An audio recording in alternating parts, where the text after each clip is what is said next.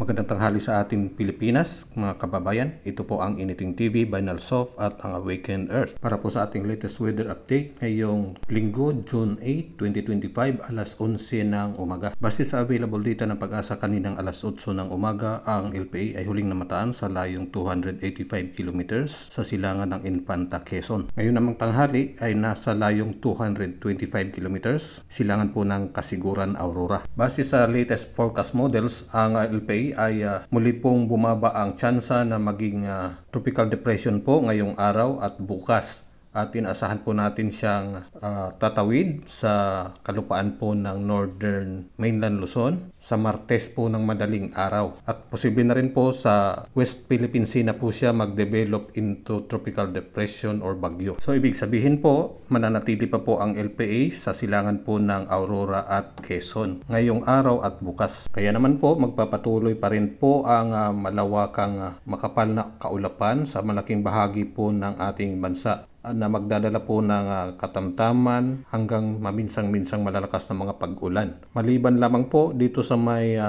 Northern Mainland Luzon at Extreme Northern Luzon na sa ngayon po ay bahagyang maulap lang po sila at magiging mainit po ang panahon. Ngunit mataas pa rin po ang tsansa ng mga localized thunderstorms mamayang hapon at sa gabi. Please react and share.